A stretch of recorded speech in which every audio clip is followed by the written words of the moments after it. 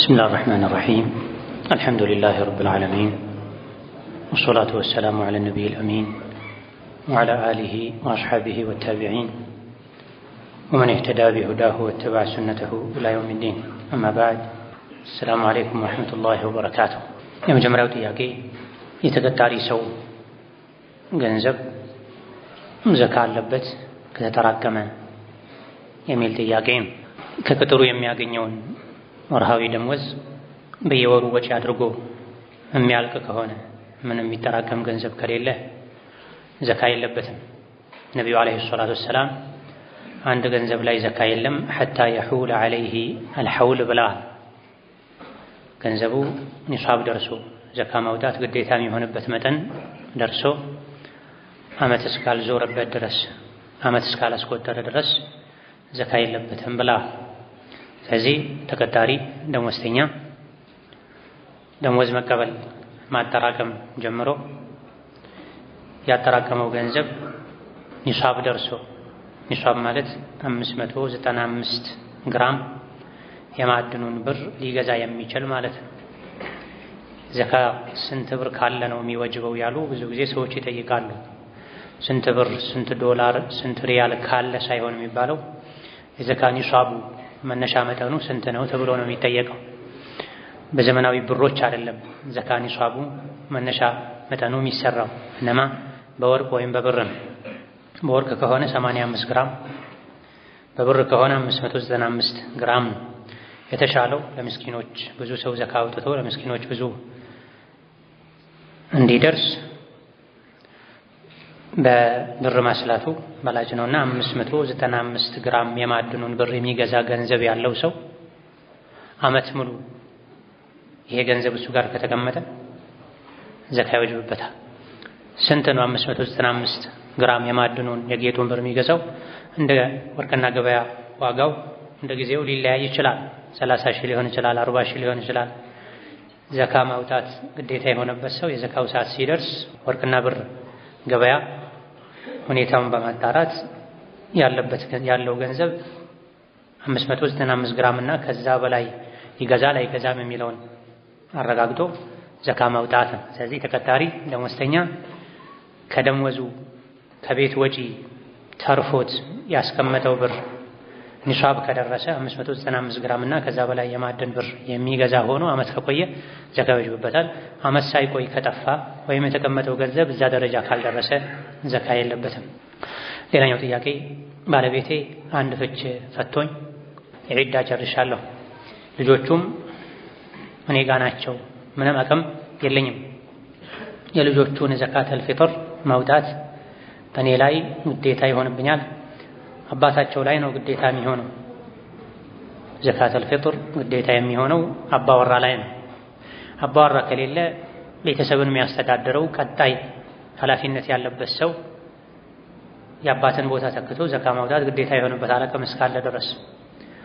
ስለዚህ የልጆች አባት የት እንዳለ ካልታወቀ እናትም አቅም ከሌላት ዘካተል ፊጥሩ ይቀራል። ሊሰጣት ይገባል ለሷም ለልጆቿም። ባሏ ለልጆች አባት ጥሏቸው ከጠፋ ከሌለ ወጪ ካላደረገ ሰዎች ከሰጧትም ቢሆን ከዒዱ ቀንና ምሽት የሚተርፍ ነገር ካለ ከተሰጣትም ቢሆን ቀንሳ ትሰጣለች። ዘካተል ፊጥር ሀብታምም ደሃም ወንድም ሴትም ላይ ነው ግዴታ የሚሆነውና የሌላቸው ደካሞች እንኳ ሰዎች ከሰጧቸው እህል ተቀበለው ለዒድ ቀንና ለማታው የሚተርፍ ከሆነ ከዛ የተረፋቸውን ለሌሎች አሳልፈው መስጠት አለባቸው። ሌላኛው ጥያቄ ቁርአን ያለ በስልክ መቅራት እንዴት ይታያል? በላጩ በቁርአን መቅራት ነው የሚሻለው ልብን ከመሰብሰብ አንፃር። ነገር ግን በተለያዩ ምክንያቶች ውዱእ ስለሌለው ወዘተ በቁርአን መቅራት ያልቻለ ሰው በስልክ ቢቀራ ዞሮ ዞሮ ዋናው መቅራቱ ነው። ነገር ግን ቁርአንን ራሱን ማየቱ፣ ማገላበጡ፣ መግለጡ ራሱን የቻለ ተጨማሪ ዒባዳ አለ፣ አጅር አለ። ኢማሙ ነወዊ ረሒመሁላህ ተዓላ አትቢያን የተሰኘው የቁርአን አደብ ክታባቸው ላይ በሁሉም ዑለሞች ስምምነት በቃል ከመቅራት ቁርአንን እያዩ መቅራት ይበልጣል ብለዋል። በቃል ከመቅራት ቁርአንን እያዩ መቅራት ይበልጣል ብሏል። ይሄ የሆነው ቁርአን ማየቱ በራሱ ተአሲር ተጽዕኖ ስላለው ነው። ስለዚህ ከስልክ ይልቅ ቁርአንን ገልጦ ይዞ መቅራቱ በላጭ ነው። መያዝ ማይችሉበት ሁኔታ ካለ ካልተመቸው ወይም የሚቀለኝ እኔ ይህ ነው ካለ አንድ ሰው ዋናው መቅራቱ ነው፣ ችግር የለም። ሌላኛው ጥያቄ የኢሻን ባዕድያ ሶላት ተራዊህ ከተሰገደ በኋላ መስገድ እንዴት ይታያል? ይቻላል ወይ? የሚሻለው ኢሻ እንደተሰገደ ባዕድያውን ሰግዶ ከዛ በኋላ ተራዊህ መስገድ ነው። ተራዊህ የሚሰገደው ከኢሻና ከኢሻ ባዕድያ በኋላ ነው። ሱናው ይሄ ነው። ነገር ግን አንዳንድ መስጂዶች ላይ አንዳንድ ኢማሞች በጣም ይቸኩላሉ። ኢሻ እንዳሰላመቱ አንድ ደቂቃም አይቆዩም። ለራሳቸው ፈጠን ፈጠን ብለው ሰግደው ሰዎች ገና አንድ ረካ እንኳ ሳይሰግዱ ወደ ተራዊህ ይገባሉ። ይሄኔ የሚጨናነቁ ከሆነ የኢሻውን ባዕድያ ከተራዊህ በኋላ ማድረግ ይቻላል። በቋሚነት ግን ልማድ ተደርጎ ኢሻ ሶላት እንዳለቀ ባዕድያ ሳይሰገድ ተራዊህ መስገዱ ይሄ ሱና አይደለም። የሱናው ተቃራኒ ነው። ሱናው ኢሻና ከኢሻ ጋር ተያይዞ የሚሰገደውን ባዕድያ ዘግቶ ነው ወደ ተራዊህ መገባት ያለበት። ያን ተራዊህ ሶላት ከኢሻ በኋላ ነው የሚሰገደው። የኢሻ ባዕድያ ከኢሻ ተያይዞ መሰገድ አለበት። በተለያየ ምክንያት ያልቻለ ሰው ከተራዊህ በኋላ መስገድ ይችላል። ነገር ግን ከ6 ሰዓት ማለፍ መዘግየት የለበትም። በኋላ ስሑር ስነሳ 8 ሰዓት ላይ ወዘተ መባል የለበትም። ምክንያቱም የኢሻ ወቅቱ ከእኩለ ሌሊት በኋላ ይወጣል። ከእኩለ ሌሊት በኋላ ይወጣል። አላ ኺላፍን በይነ አህሊ ልዕልም ሙጠር የሆነ ሰው እስከ ፈጅር ሊቀጥል ይችላል። ነገር ግን ሙኽታር የሆነ ሰው የኢሻ ወቅቱ ከእኩለ ሌሊት በኋላ ይወጣል። የኢሻ ወቅት ሲወጣ የባዕድያውን ወቅት ስለሚወጣ ምን ቢቆይ ከ6 ሰዓት ከእኩለ ሌሊት መቆየት የለበትም። በኋላ እረሳለሁ ያልችልም ያለ ሰው ተራዊሑን ኢማሙ ተራዊሕ ሲያሰግድ ማሙሙ የኢሻን ባዕድያ ነይቶ ከኢማሙ ጋር አብሮ መስገድ ይችላል። ቢረዝምበትም ችግር የለም። ምክንያቱም ኢማም አሕመድ ኢሻ ሳይሰግድ ተራዊሕ የተጀመረበት ሰው ተራዊሕ ከሚሰግደው ኢማም ጋር ኢሻን ነይቶ ገብቶ መስገድ ይቻላል ብላ ታላቁ ኢማም አሕመድ ብኑ ሐንበል ረሒመሁላህ ተዓላ ኢሻ ሳይሰግድ ተራዊሕ የጀመረበት ሰው ወይም ተራዊሕ ሲሰገድ የደረሰ ኢሻ ያልሰገደ ሰው ለብቻው ፈንጠር ብሎ መስገድ ሌላ ጀማዓ መፍጠር አይጠበቅበትም አይገባምም ጭምር። ተራዊሕ ከሚሰግደው ኢማም ጋር ኢሻን አብሮ አስሮ ይሰግዳል። ሙሳፍር ከሆነ በዛው 2 ረካ ያሰላምታል። ሙሳፍር ካልሆነ 2 ተነስቶ ይሞላል። ፈርዱ ሰላትን ተራዊሕ ከሚሰግድ ኢማም ኋላ መስገድ ከተቻለ ሱናን የበለጠ መስገድ ይቻላል። ባይሆን ተራዊሑ ይጎድልበታል። 11 10 አይሆንለትም። ኋላ ላይ ተነስቶ ለተራዊሕ አንድ ይጨምራል። ሌላኛው ጥያቄ አንድ ሰው ውዱእ እንዳለው አስቦ ሶላት ቢጀምርና ከዛ በኋላ ውዱእ ያደረገበት ሰዓት ትዝ ባይለው እና በውዱእ ቢጠራጠር እና እንዳላደረገ ቢሰማው ምን ማድረግ አለበት? መጨረሻ የሚያስታውሰው ውዱእ እንደሌለው ከነበረ በእርግጠኝነት መጨረሻ የሚያውቀው ከሁኔታው ውዱእ የለውም፣ መጸዳጃ ቤት ገብቷል፣ ውዱእ ፈቷል፣ ይሄን ያውቃል። ግን ሶላት ከገባ በኋላ ውዱእ አድርጌያለሁ አላደረኩም ከሆነ ጥርጣሬው ከዛው ከቆመበት ካለበት ሁኔታ ወደ ቀጣይ የሶላት ክፍል ሳይሸጋገር በፊት ውዱእ ማድረጉን ካረጋገጠ ምንም የለበትም፣ መቀጠል ይችላል። ጥርጣሬው ካላባራ በዛው ከቀጠለ ግን እርግጠኛ የሆነው የመጨረሻ ሁኔታው ላይ ነው። ውዱእ ፈቶ እንደነበር እርግጠኛ ነው። ያድርግ አያድርግ ተጠራጥሯል፣ እንዳላደረገ ነው የሚቆጠረው። ነገር ግን ውዱእ እንዳደረገ እርግጠኛ ነው። ውዱእ አፍርሻለሁ አላፈረስኩም ከሆነ ማፍረሱን እርግጠኛ እስካልሆነ ድረስ ሶላቱ ላይ መቀጠል ይችላል። ሌላኛው ጥያቄ ተስቢህ በመጠቀም ወይም በጣት ውስጥ ገብታ የምትቆጥር መቁጠሪያ በመጠቀም ዚክር ማድረግ ቢድዓ ነው? ቢድዓ አይደለም፣ ራጂሑ ኺላፈል አውላ ነው። ቢድዓ ነው ያሉ የተወሰኑ ሊቃውንት አሉ። ነገር ግን ቢድዓ ነው የሚባለው በዚክር መቁጠሪያ ዚክር ማድረጉ በላጭ ነው፣ በእጅ ከማድረግ ይሻላል፣ ይሄ ሱና ነው ከሚል እምነት የመነጨ ከሆነ አው ቢድዓ ነው። ነገር ግን እኔ መቁጠር ነው የምፈልገው እረሳለሁ እሳሳታለሁኝ ብሎ ጣት ያሳስተኛል ወይም ብዙ መቁጠር አልችልም በሱብሓ ወይም በኤሌክትሮኒክስ አሁን በመጡ ማሽኖች ቁጥራለሁ ይላል አንድ ሰው ኺላፈል አውላ ነው የሚባለው። በላጩን ትተሃል። በላጩ ምንድነው? እጅ ነው። ነብዩ አለይሂ ሰላቱ ወሰላም ካነ ያዕቂዱ ተስቢሐ ቢየሚኒሂ በቀኝ እጃቸው ነበር ተስቢህ የሚቆጥሩት። በእጃችሁ ተስቢሑን ቁጠሩ እነሱ የቂያም ቀን ይናገራሉ ብለዋል ነብዩ ሰለላሁ ዐለይሂ ወሰለም። የነቢ ሱና የሰሐቦች ሱና በእጅ መቁጠር ነው። ሱና ነው ሳይል እንዲያግዘኝ ብሎ በሱብሃንና መሰል ነገር ቢጠቀም አው ቢድዓ ነው ያሉ አሉ። ነገር ግን ራጂሁ ትክክለኛው ኺላፍ አልአውላ ነው። በላጩን ትቷል ነው እንጂ የሚባለው ቢድዓ ሰርቷል አይባልም። ነገር ግን ዚክር ማይቆጥሩትን ያክል እጅ ላይ ሱብሃን አንጠልጥሎ መሄድ፣ እንዲሁ ወሬ ያወሩ ዝም ብሎ ዚክር ማለት አንገት ላይ አንጠልጥሎ መሄድ ይሄ አይገባም።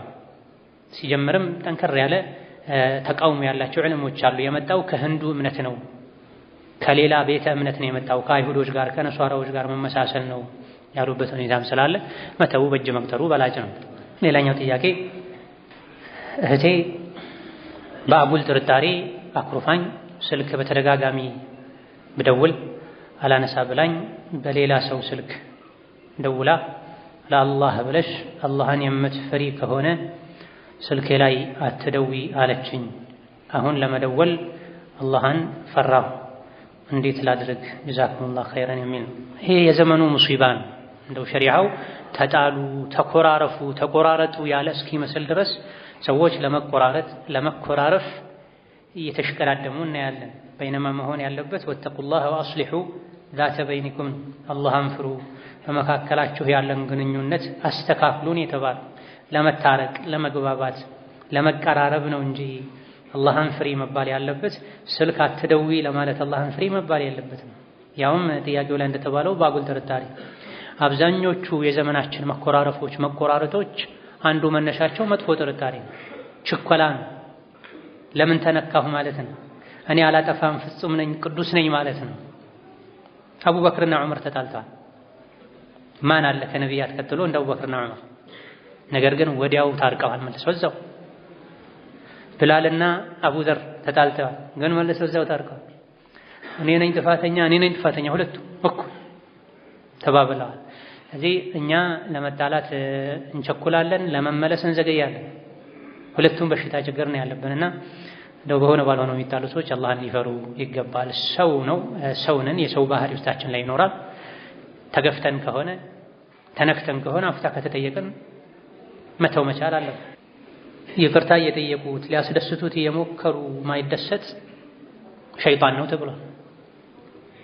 ኢማም ሻፊዒ እንዳሉት ይቅርታ እየጠየቁት ሊያስደስቱት ያለፈውን ሊክሱት እየተሞከረ እዛው አንዴ ነክሶ ቂም ይዞ የሚቆይ ሸይጣን ነው ተብሏል። እውነተኛ አማኞች ወለዚነ ተቀው ኢዛ መሰሁም ጣኢፉ ሚነ ሸይጣን ተዘከሩ ፈኢዛ ሁም ሙብሲሩን። አላህን የሚፈሩ ሰዎች እንደው ሸይጣን ነካ ቢያደርጋቸው አላህን ፍሩ ሲባሉ ዲንን ሲያስታውሷቸው አኺራን ሲያስታውሷቸው ይቅርታ ለአላህ ብለህ አፍ በለኝ ሲሏቸው ወዲያው ይመለሳሉ። ራስን ማምለክ በዝቷል በዘመናችን።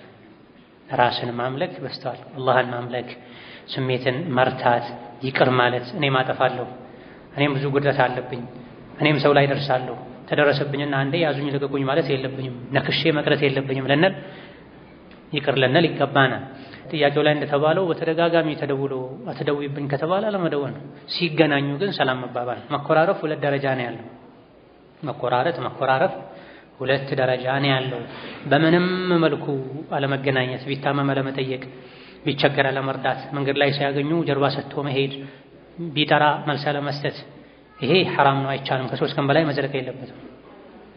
ነገር ግን ከዚህ ዝቅ ብሎ ያለው ሁለተኛው ደረጃ አፍ ብያለሁኝ፣ አፍ ተባብለናል፣ ነገር ግን እንደ ድሮ ላንሆን እንችላለን። ቤት አልመጣም፣ አልደወልም፣ ስንገናኝ ስትታመም እመጣለሁ፣ ስትቸገር እረዳለሁ ብሎ ግንኙነቱ ሙሉ በሙሉ እንዳይቋረጥ ማድረግ ይቻላል። ስለዚህ እንደዚህ አይነቱ ሰው አደውሉልኝ የሚል ሰው ወንጀለኛ የሚሆነው እሱ ነው። በውስጥ ግን ግንኙነቱን ማስቀጠል የሚፈልገው አካል አደውል እየተባለ ያለው አካል በውስጡ መታማ ረጃዓ ፈባቢ መፍቱሑን ማለት አለበት። በተመለሰ ጊዜ ቤቴም ልቤም በሬም ክፍት ነው፣ እኔ እሱ ላይ ቂም የለኝም፣ ጥላቻ የለኝም፣ ትቻለሁኝ፣ ከመጣ እናግሯለሁ፣ እቀበላታለሁኝ፣ መንገድ ላይ ከተገናኘን በሆነ አጋጣሚ የቤተሰብ ጉዳይ ኖሮ ከተገናኘን አናግራለሁኝ የሚል የውስጥ ዝግጅት መኖር አለበት። ሌላኛው ጥያቄ የ9 ወር እርጉዝ ሆዷ ውስጥ ሞቶባት ነበረ። እሷን አላህ ሶብር ይስጥሽ ነው ወይስ ሸፋዓ ያደርግልሽ ነው የምትባለው? ሁለቱም ይባላል። 4 ወር ካለፈው ነፍስ ከተዘራበት በኋላ ልክ እንደተወለደ ሕፃን ነው የሚቆጠረው። በትብቱ የጎተተ ጀነት ያስገባታል የሚል ሐዲስ አለ። ያስወረዳት ሴት ተወልዶ እንኳ ድምፅ አሰምቶ እንኳ ባይሞት ከ4 ወር በላይ ከሆነ ነፍስ ከተዘራበት በኋላ የወጣ ጽንስ እናቱን በእትብቱ እየመራ ወደ ጀነት ይወስዳታል ተብሏልና ነፍስ ከተዘራበት 9 ወር ከሞላው አላህ ሰብር ስተሽም ይባላል፣ ሸፋዓም ይባላል፣ ስም ይወጣለታል፣ አቂቃ ይደረግለታል። ሌላኛው ጥያቄ የእናቴ ክርስትና እምነት ተከታይ ጎረቤቶች አሏት። ባለቤቴ ለነሱም ብር ይሰጣቸዋል። ይህ እንዴት ይታያል? ሐራም ይሆንበታል ወይ? አይሆንበትም። ፊ ኩሊ ከቢዲን ረጡበቲን ሰደቀቱን ብሏል ነብዩ ሰለላሁ ዐለይሂ ወሰለም። ጎረቤትም ይሁን ዘመድ ሙስሊም ያልሆነ ሰው ቢረዳ አጅር አለው። ቀጥታ እንካ ወንጀል ስራበት፣ ስጋራ የሚያጨስ ሰው እንካ አጨስበት፣ ኸምር የሚጠጣ ሰው እንካ ጠጣበት ብሎ መስጠት ነው የማይቻለው እንጂ ለተለያዩ ለተፈቀዱ ዓላማዎች እንዲያውለው ብሎ መስጠት ችግር የለውም። አስፈላጊም ጭምር ነው። በተለይ እንደኛ ሀገር ሙስሊም ያልሆነም በጋራ አብሮ በመልካም የሚኗኗርባቸው ሁኔታዎች ላይ ሰላማዊ ከሆኑ ሌላ እምነት ተከታዮች ጋር መረዳዳት፣ ሲቸግራቸው መርዳት፣ ሀዲያ መስጠት፣ ስጦታ ማበረከት መልካም ነው። ራሱን የቻለ ዳዕዋ ነው ንያን ከማስተካከል ጋር።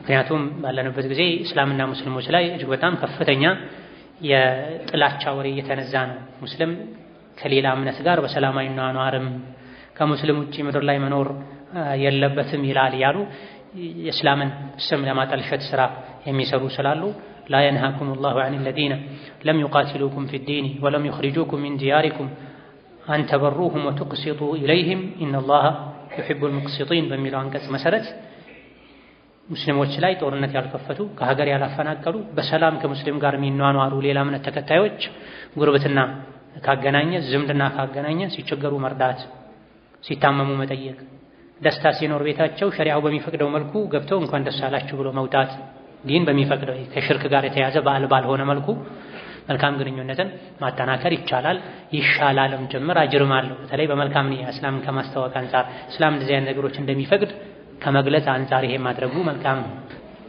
ሌላኛው ጥያቄ አንድ ሰው በሚሰራበት የሥራ ዘርፍ ላይ ዘካ ለማውጣት ፈልጎ በዚያ ስራ ላይ ያሉ ለስራው አገልግሎት የሚሰጡ ማሽነሪዎች አሉ። እናም በእነዚህ ንብረት ላይ ዘካ ይወጅባል ወይ? ከወጀበስ በምን መልኩ ነው የሚወጣበት? ጀዛኩሙላሁ ኸይር የሚል ጥያቄ ነው። ዘካ የሚወጅበው በሚሸጡ እቃዎች በራሳቸው በሸቀጦች እንጂ መደብሩ ላይ ያሉ እቃውን ለመሸጥ የሚያስፈልጉ ቋሚ የቤት ንብረቶች፣ ፍሪጆች፣ ማሽኖች፣ የፋርማሲና መሰል መደርደሪያዎች፣ እነዚህ ቋሚ ራሳቸው ማይሸጡ ነገሮች ዘካ የለባቸው። ትልልቅ ማሽኖችም ቢሆኑ በውድ ዋጋ የሚገዙም ቢሆኑ ራሳቸው ማይሸጡ እነማ የሚሸጠውን ነገር እንደ መያዣ የሚያገለግሉ መደርደሪያዎች፣ ማሽኖች፣ ፍሪጆች ለገይሪ ዛሊክ ከነዚህ ላይ ዘካ የለም። ዘካ ዑሩድ ቲጃራ ላይ ሊሸጥ የቀረበ ነገር ራሱ ላይ ነው ዘካ ያለው። ተገምቶ ሂሳብ ተሰርቶ ከጠቅላላ ሀብት ዘካ ይወጣል። ሌላኛው ጥያቄ ዕዳ አለብኝ ብሎ ዘካተል ማል ከሚያወጣው ስጠኝ ብሎ መጠየቅ ይቻላል ወይ? አዎ፣ በትክክል ዕዳ ካለ በትክክል ራስ መክፈል የማይችሉት ዕዳ ካለ አዎ ይቻላል። ነገር ግን አመሉ የሆነ መሆን የለበትም። ሁሌ ዕዳ ውስጥ የሚገባው ተበድሮ የሚያጠፋው የሚያባክነው አጎቴ፣ ወንድሜ፣ ጎረቤቴ ዘካ ስለሚያወጣ ብሎ ከሆነ አውቆ የተገባበት ዕዳ ከሆነ ይሄ ላይ መዘናጋት አያስፈልግም። እነማ ጥንቃቄ ከማድረግ ጋር ሳይፈልገው የገባበት ዕዳ ከሆነ ራሱ ሰርቶ መክፈል የማይችለው ከሆነ ዘካ ስጠኝ ማለት ይችላል። ከስምንቱ ዘካ ከሚገባቸው አካላት አንዱ ወልጋሪሚን ነው። እንኳ ጋሪሚን ሁለት አይነት ቢሆንም ለግሉ ለነፍሱ ሐጃ ዕዳ ውስጥ የገባም ሰው እዚህ ውስጥ ይገባል። ሌላኛው ጥያቄ ዕዳ ያለበት ሰው ዘካተል ማል መቀነስ ይችላል ወይ? አዎ፣ ዘካተል ማል ከማውጣቱ በፊት ያለበትን ዕዳ አንስቶ ነው እንጂ ለሰው ከሚሰጠውም ካለበት ከብድሩም ጭምር አስበህ ዘካ አውጣ አይባልም። ሌላኛው ጥያቄ አረብ ሀገር በነበርኩበት ሰዓት የገዛኋቸው ወርቆች ነበሩኝ። በወቅቱ ወርቆቹን ስገዛ ለትርፍ ብዬ አልገዛኋቸውም ነበር። ነገር ግን አገር ቤት ስመጣ ገንዘብ ስላጠረኝ አሁን ለመሸጥ አስቤ ነበረ። ስለዚህ ወርቆቹ ዘካ አለባቸው ወይ? ለመሸጥ ከተወሰነበት ጊዜ ጀምሮ ለመሸጥ ከተወሰነበት ጊዜ ጀምሮ አመት ሲሞላው ዘካ ማውጣት ግዴታ ይሆናል። ተሸጦ ገንዘቡ ካልጠፋ መጀመሪያ ለጌጥ ነበረ የተገዛው፣ ልሽጠው ተባለ። ለመሸጥ ከተወሰነበት ጊዜ ጀምሮ አመት ከሞላው ወርቁ 85 ግራም እና ከዛ በላይ ከሆነ ዘካ ይወጅበታል። ሲጀምርም ለጌጥ የተገዙ ለጌጥ የሚያገለግሉ ወርቅና ብርም ቢሆን ዘካ ማውጣቱ ነው የሚሻል። ያከራዩ ገቢ ሊያስገቡ ሲቸግር ሊሸጥ ተብሎ የተገዛ ከሆነ ዘካ አለበት። ነገር ግን ለጌጥ ተብሎ እንኳን የተገዛ ቢሆን ዘካ አለበት የሚሉ እጅግ በጣም በርካታ ሊቃውንት ስላሉ ከጥርጣሬ ለመውጣት ከኺላፍ ለመዳን ወለዚነ የክኒዙነ الذهب والفضة ولا ينفقونها في سبيل الله فبشرهم بعذاب أليم የሚለው ይሄንም ይመለከታል። ወርቅና ብርን የሚያጠራቅሙ የሚያከማቹ በአላህ መንገድ ወጪ የሚያደርጉ በአሳማሚ ቅጣት አበስራቸው የሚለው ይሄንም ይመለከታል ስለተባለ 85 ግራም እና ከዛ በላይ ወርቅ ያለው ሰው 595 ግራም እና ከዛ በላይ የጌጥም ቢሆን ብር ያላት ሴት ዘካ ማውጣቱ በላጭ ነው። ከሰው ጋር የተኮራረፈ ሰው ጾሙ እንዴት ነው? ቀደም ሲል እንደገለጽነው መኮራረፍ አስፈላጊ አይደለም፣ የሸይጣን ስራ ነው። መቆራረጥን ሸይጣን ይፈልጋል። አላህ ደግሞ መገናኘትን፣ ዝምድናን መቀጠልን፣ ወዳጅነትን ማስቀጠልን ይፈልጋል። ከ3 ቀን በላይ መኮራረፍ ሐራም ነው። አመት ከዘለቀ ያኮረፉትን ሰው የመግደል ያክል ነው ብሏል ነብዩ ሰለላሁ ዐለይሂ ወሰለም። ኢማም አቡ ዳውድ ኢማም አህመድ በዘገቡት ሐዲስ አንድን ሰው አመት ሙሉ የዘጋ ያኮረፈ ሰው እንደገደለው ይቆጠራል ብለው። ከባድ ወንጀል ነው ማለት ነው። ከስሜት መውጣት፣ መረጋጋት፣ ችግሮችን ተነጋግሮ መፍታት፣ ዳግም የሚያጋጩ ነገሮች ካሉ የሚያጋጩ ነገሮችን ማስተካከል፣ ቀረቤታን በልክ ማድረግ። ብዙ ጊዜ አንድም የመጣላቱ መንስኤ አብዝቶ መቀራረብ። ለዚህ ነው ዑመር ኢብኑ አልኸጣብ ቁሉ ሊዘዊል ቁርባ አን የተዛወሩ ወላ የተጃወሩ ያሉት። በጣም ዘመዳማሞች የሆኑ ሰዎችን እንዲዘያየሩ ንገሯቸው፣ ጎረቤቶች እንዳይሆኑ ንገሯቸው ብላ። በጣም ዘመድ የሆኑ በጣም ወዳጅ የሆኑ ሰዎች አብዝተው ጎረቤት ሲሆኑ ጠዋትም ከሰዓትም ዛሬም ነገም በልጅም በአዋቂም ጉዳይ ሲገናኙ ለመጣላት ሰበብ ይሆናልና የሚያጣሉ ነገሮች ቶሎ ቶሎ እንድንጣላ የሚያደርጉ ነገሮች ምንድናቸው ተብሎ መፍትሄ መፈለግ፣ በሩን መዝጋት ያስፈልጋል። የተኮራረፈ ሰው ጾሙ፣ ሶላቱ፣ መልካም ስራው ወደ ሰማይ አይወጣለትም እስኪታረቅ ድረስ። ምናልባት መጣላቱ በዲን ምክንያት ከሆነ ሶላት ስለማይሰግድ እምቢ ስላለ፣ ቆሻሻ ተግባር ስለሚፈጽም እምቢ ስላለ፣ ማክሮፉ ይጠቅማል ተብሎ ሸሪዓ በሚፈቅደው መልኩ የተኮራረፈ ሰው ከሆነ ችግር የለውም። እንዲህ አይነት ነገሮች ሳይኖሩ ለነፍስ ለስሜት ተብሎ አሊያ ደግሞ ስሜትን በሌላ ሸፍኖ የሚፈጠር አይነት ኩርፊያ ሶላት፣ ጾም አላህ ዘንድ እንዳይቀርብ ያደርጋልና በተለይ ረመዳንን ሰሃቦች እንዳሉት ውስጣችን ላይ ቂምና ቁርሾ ኖሮ ለሙስሊም ጥላቻ ኖሮ ረመዳንን መቀበል በጣም ይከብደን ነበር ብለዋል። ምንጊዜም ፈጥኖ ችግርን መፍታት ያስፈልጋል። ረመዳን ሲመጣ ደግሞ ይበልጥ ልብን ንጹህ ማድረግ፣ አፍታ መጠየቅ፣ ይቅርታ መጠየቅ፣ ይቅር መባባል ያስፈልጋል። ሶፍ ለሴቶች እግርን መቅጠም እንዴት ነው? ለወንድ እንጂ ለሴት አያስፈልግም ይላሉ። እንደዚህ የሚል አቋም ያላቸው የተወሰኑ ሊቃውንት አሉ። ሴት ልጅ ከራሷ ጋር ነው ሁለት እግሮቿን አገጣጥማ ተጠጋግታ ነው እንጂ መቆም ያለባት ከጎንና ጎን ካሉት ጋር እግሮቿን መግጠም የለባትም ያሉ የተወሰኑ የፊቅህ ሊቃውንት አሉ። ነገር ግን ከሐዲስ ማስረጃ የለውም። ነብዩ አለይሂ ሰላቱ ወሰላም እኔ ስሰግድ እንዳያችሁት ስገዱ ነው ያሉት። እኔ ስሰግድ እንዳያችሁ ስገዱ ነው ያሉት። እሳቸው ሶፍን ያስተካክሉ ነበር። አጠገብ ካጠገብ ያሉት ጋር እንዲገጣጠሙ እንዲገናኙ ያደርጉ ነበርና ሴቶች ይሄን አያድርጉ አላሉም። ሴትና ወንድ በሶላት አሰጋገዳቸው ይለያል ሲባል ማስረጃ መምጣት አለበት። ሴት ልጅ ከጎኗ ካለ ሰው ጋር ገጥማ አትቆም የሚል ማስረጃ የለም። የመንግስት ስራ ላይ ያለሁኝ ቦንድ ገዝቼ ነበረ። አሁን ቦንዱ ወደ ገንዘብ ሲቀየር ወይም ሲሸጥ ከነወለድ ነበረ ወደ አካውንት የገባ። የገዛሁበትን ብር ብቻ አውጥቼ በመጠቀም ወለዱን አካውንት ላይ ብተው እንዴት ይታያል? አካውንት ላይ መተው የለበትም። ሊረሳ ይችላል። አንተ ወይም አንቺ ሞት ሊገጥምሽ ይችላል። ወራሽ ቤተሰብ ሳያውቅ ሊጠቀመው ይችላልና የወለድ ገንዘብ ቆሻሻ ነው፣ መቀመጥ የለበትም። በአንድ ሰው ስም መቀመጥ የለበትም። ለቀናት እንኳን ለሰዓታት ከተቀመጠም ወሱያ ተጽፎ መነገር አለበት። ባንክ አካውንቴ ላይ ይሄን ያክል የሐራም ብር አለ ተብሎ መቀመጥ አለበት። ከዛ ወጥቶ እጅግ በጣም ለተቸገሩ ሰዎች፣ የዕለት ጉርስ ስለሌላቸው ሰዎች፣ ምንም ላጡ ሰዎች ይሰጣል። ከገንዘቡ ለመገላገል በሚል ንያ እንጂ አካውንት ላይ መቀመጥ የለበትም። ፈጅር ሶላት፣ መግሪብ፣ ዒሻ እና ጁሙዓ ሶላት ስንሰግድ ፋቲሓን ኢማምን ተከትለን ነው የምንቀራው ወይስ ኢማሙ ከጨረሰ በኋላ ነው የምንቀራው? ማእሙም ከኢማም ኋላ መቅራት አለበት የሚሉ ሊቃውንት ዘንድ ኢማሙ ከጨረሰ በኋላ ብትቀራ ይመረጣል። ኢማሙ ፋቲሓን ጨርሶ ቁርአን ሲቀራ ብትቀራ ይመረጣል። ነገር ግን በላጩ የኢማምን ድምፅ ከሰሙ ምንም አለመቅራት ነው። በላጩ የኢማምን ድምፅ ከሰሙ ፋቲሓንም ቢሆን ዝም ብሎ ማድመጥ ነው። ለብቻ ሲሰገድ ነው ፋቲሓ የሚቀራው። የኢማሙ ድምፅ ካልተሰማ ነው ፋቲሓ የሚቀራው። ኺላፍ አለበት። አብዛኞቹ መቀራት አለበት ብለዋል። ኢማሙ ዝም ሲል ኢማሙ ፋቲሓን ጨርሶ ቁርአን ሲቀራ ነው ፋቲሓ መቀራት ያለበት። በላጩ ግን ኢማም አልቡኻሪ ሌሎችም የመረጡት የኢማም ድምፅ እስከተሰማ ድረስ ሁሉንም ማሙም ዝም ብሎ ነው ማድመጥ ያለበት። ማሙም ይቅራ የተባለው ኢማም ይቅራ የተባለው ማሙም እንዲያደምጥ ነው። ማሙም ጮክ ብሎ ከቀራ አንተም ከቀራህ ማሙም ከቀራ ኢማሙ ጮክ ይበል የተባለበት ምክንያት ምንድን ነው? ለዚህ ነው ኢብኑ ተይሚያ ረሒመሁላህ ተዓላ ሀዛ ሰፈሁን ቱነዘሁ ዐንሁ ሸሪዓ ይላሉ። ሸሪዓችን አንድ ነገር ሲያዝ በዓላማ ነው፣ በምክንያት ነው። ኢማም ጮክ ይበል ያለው ማሙሞች ዝም ብሎ እንዲያደምጡ ነው እንጂ ማሙሞችም የራሳቸውን ከቀሩ ኢማሙም ከቀራ ኢማሙ ለምን ይለፋል? ለምን ይደክማል? ያላንዳች ጥቅም ሸሪዓ አንድ ነገር ይደረግ ብሎ አያዝምና ኢማም ጮክ ብሎ ይቅራ የተባለው ማሙም ዝም ብሎ ማድመጥ ስላለበት ነው። የኢማሙን ካልሰማ ማሙም ይቅራ፣ ሩቅ ከሆነ ማይክ ከሌለ ያለ ድምፅ የሚቀራባቸው ላይ ኢማም ማሙም የራሱን ይቅራ። የኢማም ግን የሚሰማበት ላይ ማሙም ዝም ብሎ ማድመጡ በላጭ ነው። የመጨረሻው ጥያቄ በዛሬ ፕሮግራማችን ላይ ውዱእ አድርጌ ከባለቤቴ ጋር ስሜትን በማይቀሰቅስ መልኩ ወይም ከስሜት ነፃ በሆነ መልኩ ንክኪ ባደርግ ውዱእ ማደስ ይኖርብኛል ወይስ እንዴት ነው?